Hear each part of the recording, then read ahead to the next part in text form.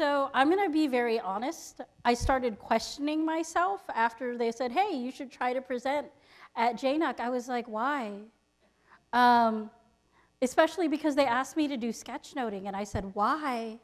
And I had some clarity this morning during the keynote, and these are my sketch notes from the keynote in case you just came in because you were like, hey, we can nap and hide in here, and you don't actually know what sketch notes are.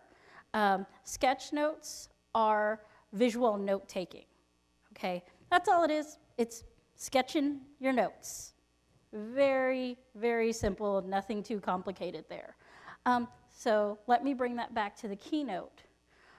When I come to this conference, it's very different from the educational technology conferences I usually go to. And so when I come here, I have a couple different things that I'm looking for.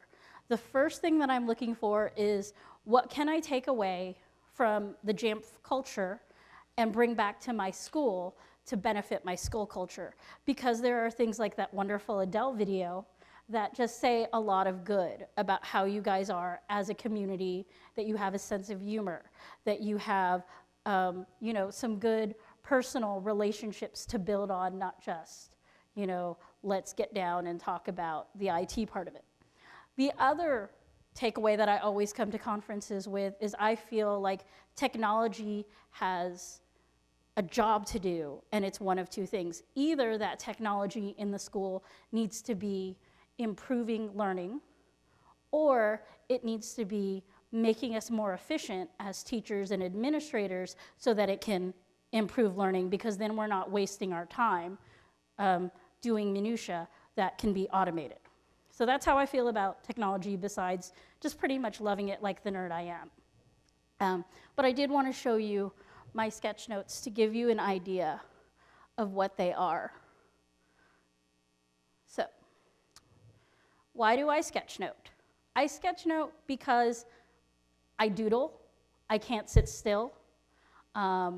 Because even though like something that I am listening to may be very interesting, I still have a really hard time. I can't just like look people in the eye while they present. And if I try to take traditional notes, they don't stick with me. So that's personally me. But we're gonna go through here and talk more about the benefits of sketchnoting, because I want some people to understand that even though it might not be for you, it might be for your students, or it might be for someone you know. It's really good for retention and recall, because when you are sketchnoting and taking pictures, those pictures are not arbitrary. They're icons, they're symbols. You have to actually think about why you chose those, so they have meaning and personal connection for you. Visible thinking, because as an educator, I can look at someone's notes and I can tell what was important to them or what really stood out to them. They're great for archiving, especially on the iPad, because you can just click on Save Picture. You can airdrop it. It's very easy to keep, and a lot of the time it'll be time-stamped. Let's go to choice. It's great for choice because then you get to just pick for what works best for you. Sketch notes might work well for you. Doing an audio recording might work well for you. Watching a video might work well for you. You might have your own shorthand, but choice is always, to me, one of the best things. Sharing, we already talked about. You can airdrop it really easily. Email, anything like that. It's just really nice to be able to get an image to share with someone. I put mine mostly on social media as well. And then for processing, when I'm sketchnoting, it's not necessarily a one-time process where I sketchnote during and then I don't look at it ever again. It'll be a process where you look at it later, because that's what makes notes useful. If you just take notes and you never look at them again, they're just completely useless. So when I process, I might go ahead and reorganize, or I might go ahead and have some new thoughts about it. And I also always put contact information on my notes so I can refer to them and then reach out and have a better relationship with the learning, because I can then talk to that expert still. So Clinton Public Schools in Oklahoma is K-12. And these are some first graders who are sketchnoting a video on Columbus Day. They are using markers, even though the iPads are right there. They're right there. But that's our next step. We wanted to get them to the point first where they were able to get the idea of sketchnoting. And this is really nice for the early grades because most of them can't write. And then this way they're not worried about spelling or capitalization or being correct. They're just worried about what was the important idea. And then they write it down or they draw it. And this is also very nice again because you can see they all watch the same video, but their pictures are very different. Now their teacher does tell them something different from what I do, where I don't write down anything that I can look up. So I wouldn't have written down 1492 because I can look that up. But they were listening for facts and for things that came out with them. Okay. So I talked about choice and I talked about how all the kids had pictures that looked very different. And I think that's important for the iPad because when eSpark came out, they were talking about individualized learning. And I get having individualized learning dictate your apps, but I also think it's really important for everyone to understand that the iPad, in many ways that other devices are not, is a very creative product. And it really lends itself to sketchnoting because you can have a very basic program. This app is Paper by 53. It's a free app. It is not the necessary required app for sketchnoting. There are lots of other apps that you can use. I like this one because it has some very basic tools. It gives you enough choice that you can have, be individual, but not so many choices that you fall down a well and you start thinking, oh, let me explore the layers or the different, microns I can have on this. So this is a sketch note from another teacher that they took during a workshop conversation on equity, race, and diversity in education. And I just want you to kind of look at it because it's very different from this sketch note on the same topic. Okay. And just to kind of give you an idea, this one was mine. We took two very different things away from that conversation, and I feel like you can tell just by looking at them. You would not probably have guessed that we were in the same conversation. And then while sketch notes are not art, they're about ideas, I do think that a lot of the literacies that you can use to analyze art can be applied to this. And it's also a skill for your kids to maybe learn. Okay. So same kind of lesson. This is a 9th grader listening to a lecture on Nazis and propaganda. Oh, hold on. I think I skipped over that one. I might come back to that. Oh. We'll come back to that. Oh, there it is. So this is another student's sketch note on the same topic.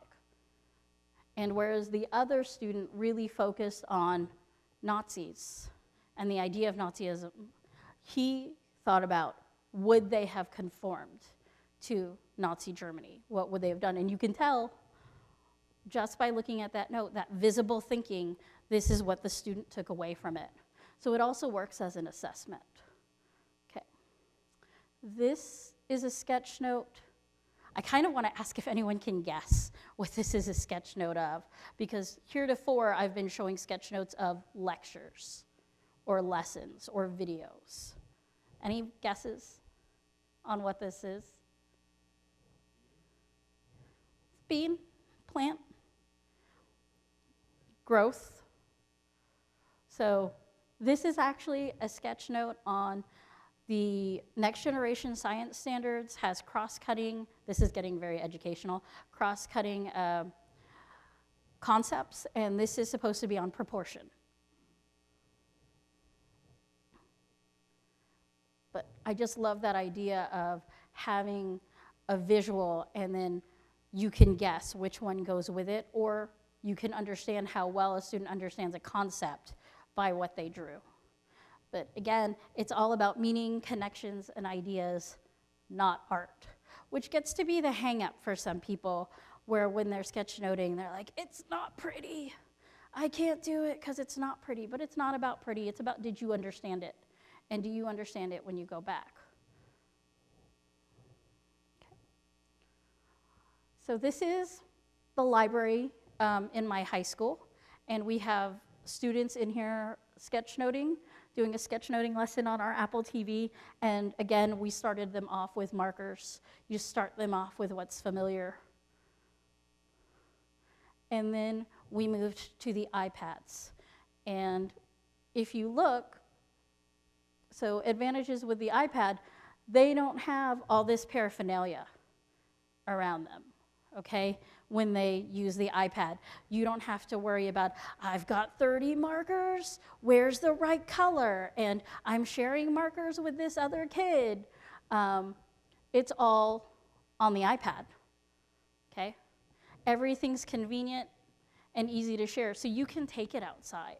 I didn't put any in here, but I've taken mine several times to the Wichita Wildlife Refuge, and like I'll go sketchnote bison and different things while people are teaching me, and I could not do that if I had like markers or watercolors or something.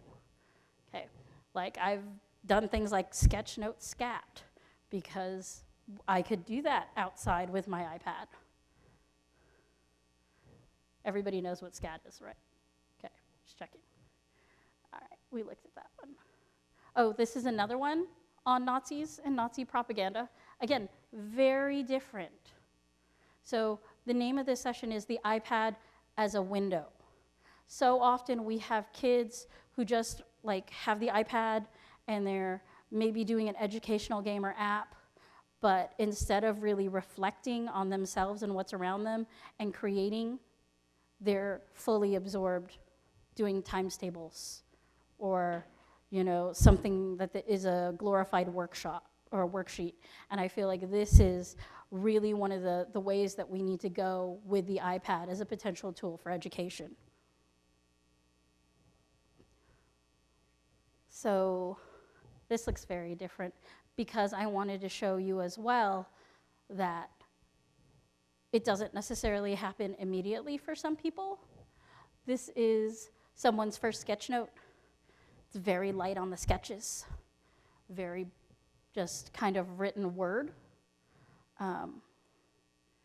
And this is, that top one was my first sketch note that I took on purpose. Like I'd always sketched before and doodled. And then after I took a really conscientious effort, this is how I was sketchnoting at the end of the day.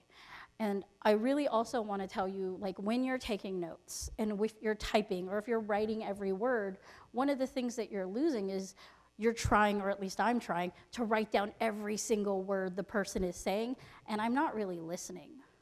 And I'm not really processing what the person is saying, just like a student won't. The student is worried about getting every single word and not understanding concepts, if that's what they're doing. And we just need to be more aware of how to get kids to understand what we're saying, because you're a great resource. You know, like if all you wanted them to do was just write down everything that you said, you might as well just give them a transcript. Whereas if they're doing this and then processing and maybe having questions, they can ask you while you're there, you know, as opposed to 3 days later where you don't understand or don't remember where you were with that. Okay. These are sketch notes, again, the theme being individuality, but these were created when we had students split into groups. They needed to do organization for community fundraisers. So the idea for this group was that they would do a lantern release to raise money for Veterans Day. And so when you look at their notes, we were trying to tell the kids, you have to take your own notes, because we'd realized that everyone's notes had a lot of the same things, and we wanted them to understand the value of listening and writing down what was important for them. So when we did it and we had it this way, we had it so that kids understood, oh, okay, I can't just look at so-and-so's notes because my notes say what my job is. Whereas if I go look at Marley's notes, Marley only cared about Marley. So Marley didn't take notes on what was important to me. And so they understood, that it was not going to be an equal proposition for them to just copy someone's notes. And that's also why we need to get away from, let me just take a picture of my teacher's slideshow, or, gosh, I can't believe they take pictures of their slideshows, or, let me get a copy of this person's slideshow, because it's not the same. You don't get the same value out of it. You're just taking it. You're not really absorbing it. So we wanted our kids to get beyond that. And we felt this was a good lesson for them. Okay.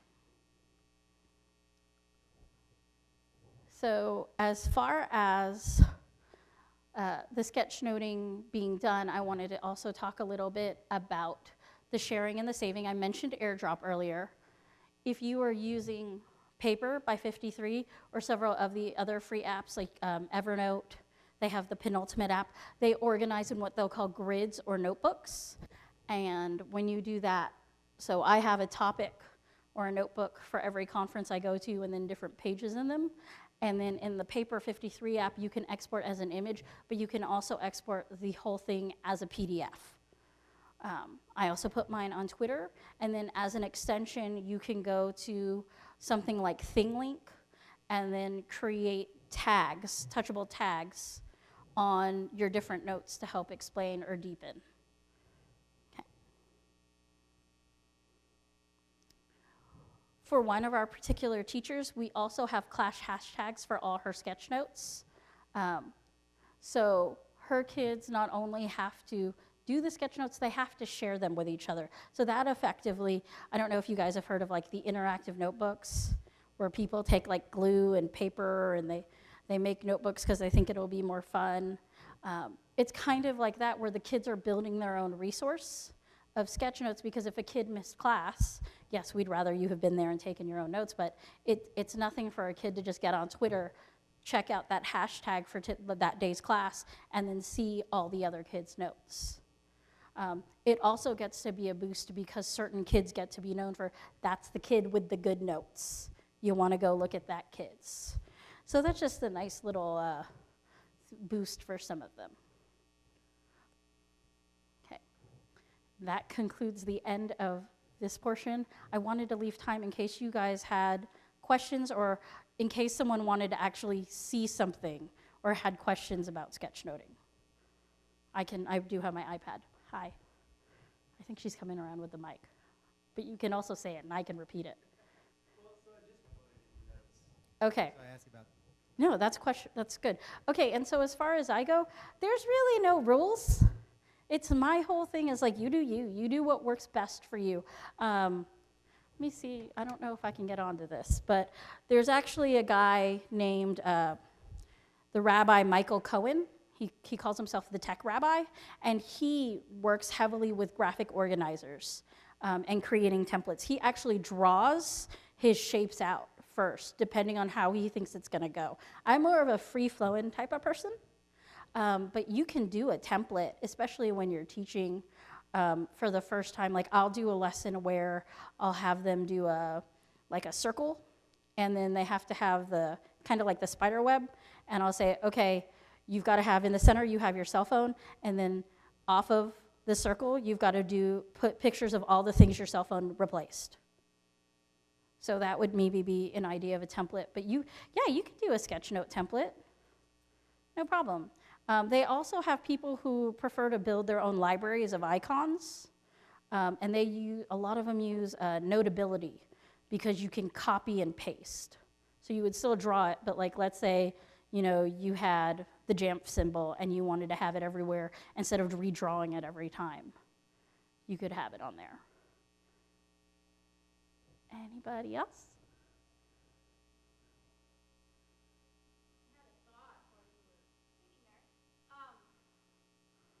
Because I taught art for several years, Mm-hmm. and when you were talking about students not saying, well, it's not pretty, that rang so true, because they won't draw unless they think it's perfect. And I thought, why not take the sketch pad out, take it outside like you were talking, do their sketches on there in art, and then bring it back in and make it pretty later. Just turning it around to an art perspective. And I have like, several of those things that teachers say, like I say, like progress, not perfection. And also, pretty could come later. It's not a worry about the ideas. And then, because I'll go back, I don't color them necessarily while I'm sitting there. Maybe I'll go back and add color if, like this morning, I wasn't like super into everything they were saying during the keynote. So that's when I would go back and like maybe doodle and add some color. But I tell my kids, like, that's important too. Like, for me, when I am doing my sketch notes, like, and this is just a personal problem probably, like I have a color purple where if I didn't understand something, I go back and highlight purple. So then I know to go back and look at it. Or like when the Q&A comes, I'm like, oh, where's the purple? So I can ask. But yeah, I think I just also tell my kids, get over it, get over yourself, and just take the notes. And then it's kind of almost a normalization process where they so continuously do it that they eventually get over the, oh my gosh, people are gonna see this. Because if the idea is there, it's way more important than the fact that it was pretty. Yes. Well, one, thank you for sharing. I'm a former biology teacher, now a technology integrationist. So I've done this with students, like find your students that like, you draw great dragons in class when I want you to be taking notes. So what do you think about trying sketchnoting, or, find those kids that draw well. Not that you have to be artistic, but it's a good place to sort of hook them in. I'm the perfectionist / artistically sort of completely impaired. So I've done this with pictures. Like I will take pictures and then go back and reprocess and add colors and arrows and things like that, because I totally get hung up on the like arrows. Do you know anybody that like has libraries they share of like symbols, like you're talking about, sort of like Not of drawn symbols, but the Noun Project, if you've ever been to the Noun Project website, just has icons and icons that you could put in. And then one of the things when I teach them to sketchnote is I tell them, I'm like, that the icons are important and they can be loaded with meaning. And one of the examples that I use is like the poop emoji. Poop emoji, super easy, super fast, but you see the poop emoji and you automatically know what that means when it goes up. They have meaning, and it might just be a thing where it only has meaning to you, but that's okay too. So, I don't know. That might be a little deconstructionist. To what extent do people have issues with not knowing where a class or a talk is going, such that I don't know what the picture is going to look like because I might start one way and then this, what I started with is completely and utterly wrong, such that now I'm sort of lost. I mean, I started with maybe a circle, but now it's branching off, and I'm just like, everything I did is now not helpful at all, yet I've committed to this particular design. I wouldn't call it wrong. I would probably, just roll on. I might even redraw it. I went to one extremely technical 3D printing one and I just was so into it. By the end of it, I had to go back and redraw it. But when I redrew it from my notes, I had a better understanding of it. I wouldn't call it wrong. I would call it part of the process. And I am going to admit the first few times I did that, I was super frustrated, but it was worth it. I would also, though, say that that's not a horrible proposition to be wrong. It's good for the kids because then they're also practicing, they're trying to predict what is happening. And they're, looking for signs of where this is going. And if they were wrong, I mean, what's the worst thing that happened? They still learned.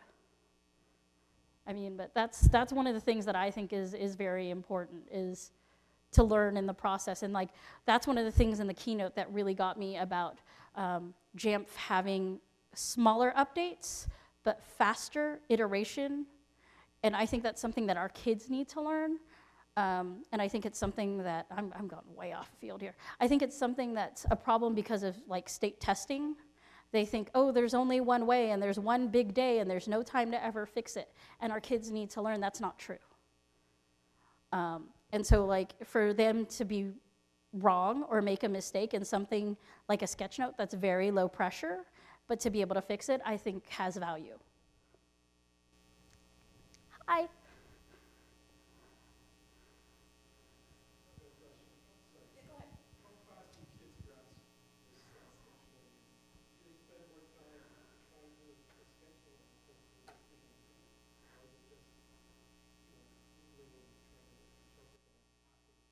Comes and goes. And I'm gonna say that at this point, this is our second year doing it like on purpose. A lot of the kids picking it up, for some kids it goes really well because this is their strength, and for some kids it never really clicks. But we've gotten to the point where we have things that we do to kind of try to lessen time wasted. Like we'll have exercises where we're like, okay, you have 10 minutes. No, really, you just have 10 minutes. And then they sort of get in that mindset of, okay, I gotta focus and do this. I don't think we lose too many of them anymore to just daydreaming.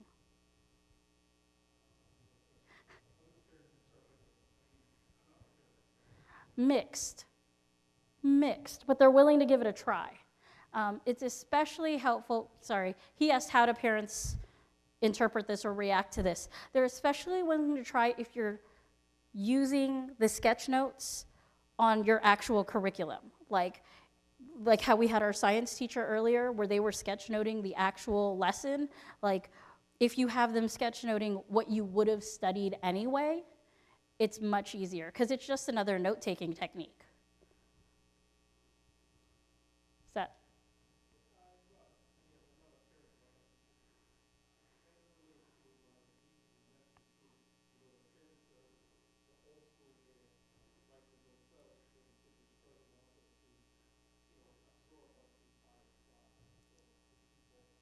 I would almost say though, that's just, you're always gonna have that thing where whenever you're innovating or trying new things, we get the same pushback against iPads.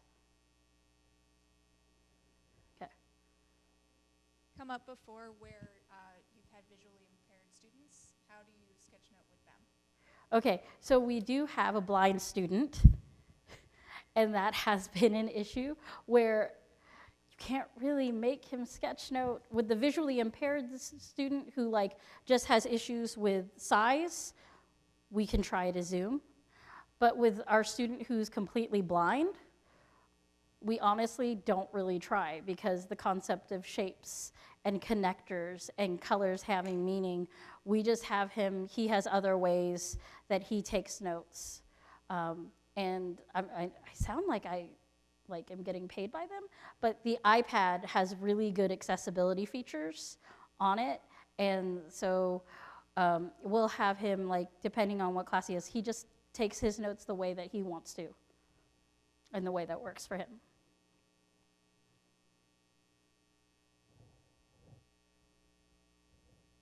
Anybody? Like, even if you just have questions on like things that maybe you want to try sketchnoting, I'll go with that too.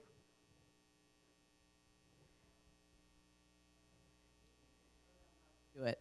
Like if you were to, can you demonstrate it a little bit? I can do a little bit. I think we have a little bit of time. Yeah. Oh, look it, there's one right here. Oh. Yes! Yeah. I almost want you to like airdrop it to me. Okay. I don't, but that's cool anyway.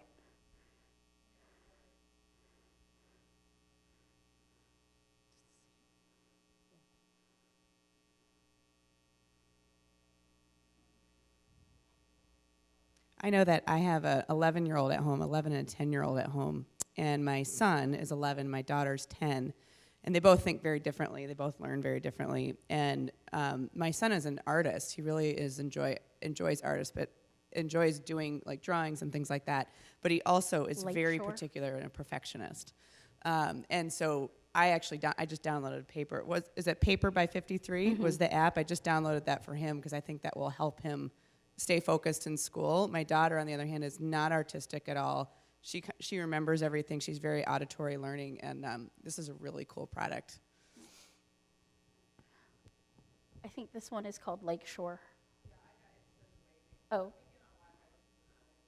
Ah, okay. Oh, sorry. Keep forgetting about that. But yeah, I agree that for some kids it works really well. But just as long as you don't, it's not a one-size-fits-all situation. And I really like that we can do this with so many different apps. Come on. Had it open for a second. There we go.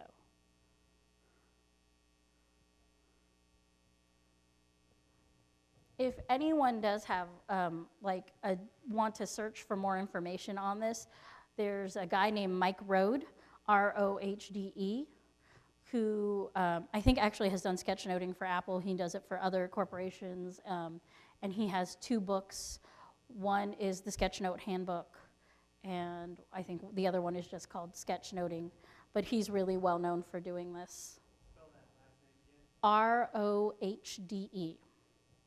His Twitter is ROH Design. Is it a really big picture, maybe? Okay. Oh. We'll just open it there.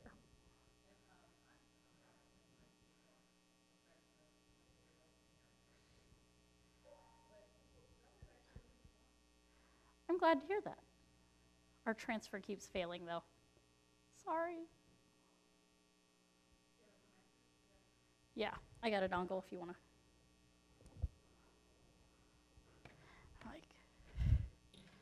This has to be no pressure on this being a good picture, okay?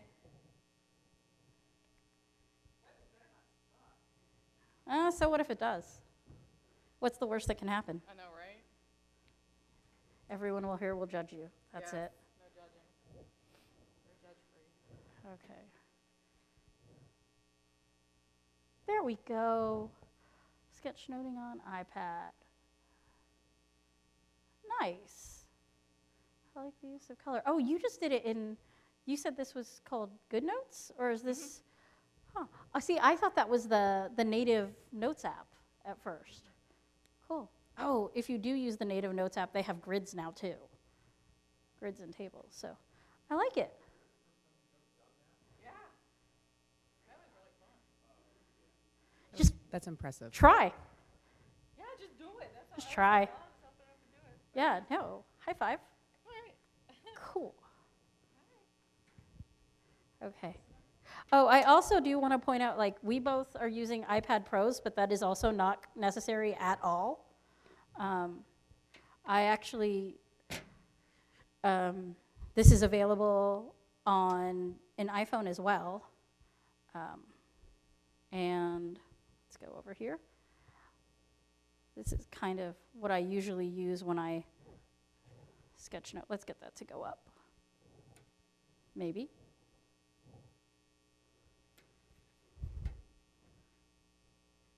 Okay.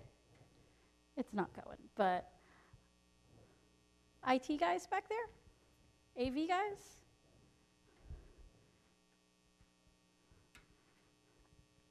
In the meantime, anyone else have questions or just want to randomly start sketchnoting?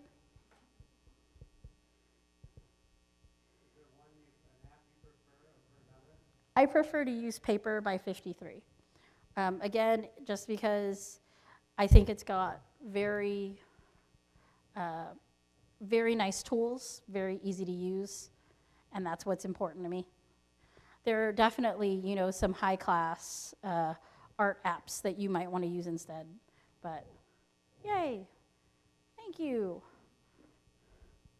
I think that the best app is like the best camera. It's the one you use. So if there's one that works best for you, that's what you go with. And then in case you did want to see some other people, these are some pretty well-known, at least in the education world, Sketchnotes. And that's all their Twitter handles. Okay. So I'll leave that up for a second. I am going to warn you, the next thing I'm going to do, though, is like a low-key audience participation. If you have a device and you want to bring up your notes app or something to like draw on, and if you have a computer, you could bring something up like a whiteboard.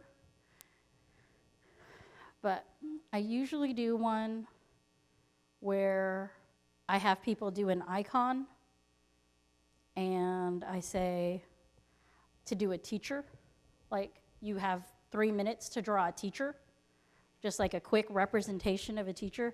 And I start them off with, I do star people, I don't do stick people, because I feel like you can take, I didn't connect it. You can take a star person and just like very easily turn it into something else. That's a star person, by the way, because his body's a star. So you can very easily take one and like, now he's kind of Abe Lincoln. Or now he's a chef or something. You can very easily take a star person and make him into something else. So, because this is not a teacher workshop, I would like to see everyone's representation of like what they do. Like just as a symbol. I'm kind of curious. I know we've got a variety of different people in here. Like no pressure, but I would love to see that if you guys are willing to do that. And we'll do like 3 minutes. Do we still have music? Is it still possible to play that? Okay, go.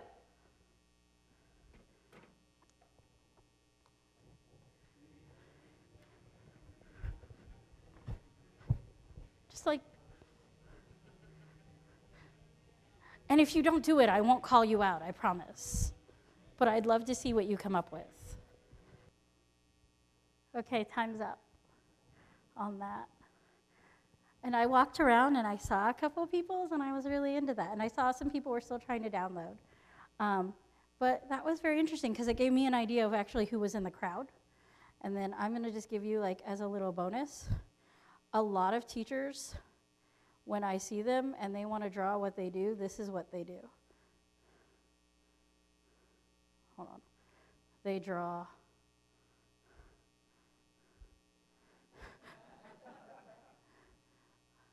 this. There's like one in every workshop. It's like, so I just thought that was very interesting. I think this might be my first workshop where nobody drew any alcohol, but I might have missed you. So I just think that's an interesting concept. Again,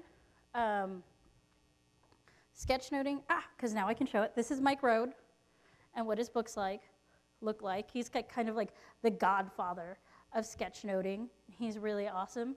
He's got all these great ideas about like how sketchnoting, you can draw everything just using these 5 elements. And we're about at the end of our time, but I just kind of wanted to show you real quick, like, this is what I usually show when I'm teaching a sketchnoting workshop, and just like a look into what I do when I do some of my sketch notes as well. This is actually from me learning like things at an Apple workshop. I think we were doing like iBooks.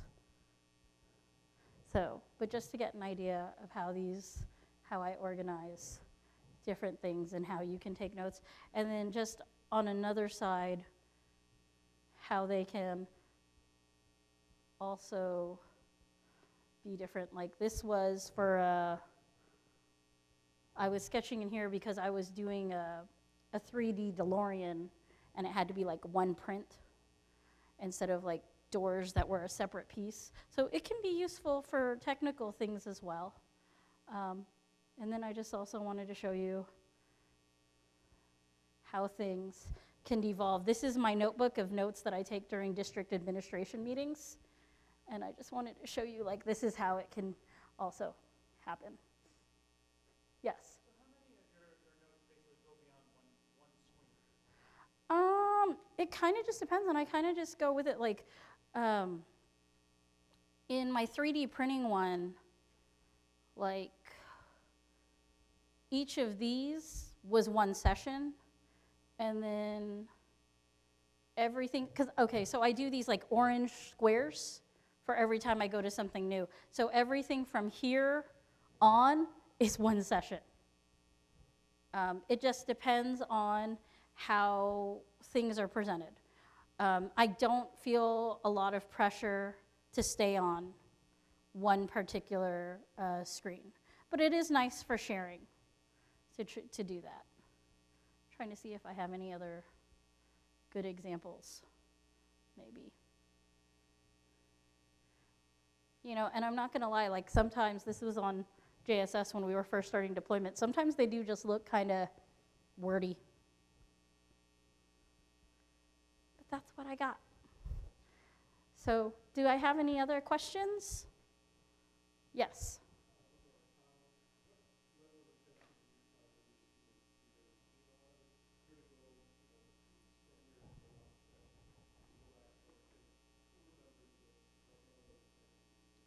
The level of retention is improved. I mean, that's anecdotal, but it's markedly improved for us. And also, it's good because it's, it may be not so much retention, but our kids, if we're telling them, hey, go back and look at this, they know they have notes and they can find their notes, their sketch notes, faster than they could have like gone to their textbook or gone to handwritten notes to find that information. So again, it's anecdotal for me. If you, like there's been actual research done on sketchnoting. There's a lady, Kathy Schrock, S-C-H-R-O-C-K. If you went to her website, she has like numbers and data. Is your hand up? Are you familiar with the Waldorf approach to this sort of stuff? I am not. In Waldorf, at least through grade 5, the students end up basically having a notebook the entire time, and in essence, they are doing a picture for what they are learning. And some of those are fairly impressive because this is something they work on over time. They're not expected to take one lecture, say, and come up with a picture. They may be working on the picture the entire week as they do there's a section on Greek myths or something like that. And it might be interesting for you to go and see what the Waldorf curriculum does around that, because it revolves largely around cumulative graphical representation. Ooh, that sounds academic. Which is not what they call it in any way, shape, or form. But it's a good way to say it. I'm writing that whole thing down. Cumulative graphic, did you say? Representation. Representation. I made that up. I liked it. I will definitely look that up. Okay. But I think we're like 2 minutes over now. So thank you so much, and have a good JNUC.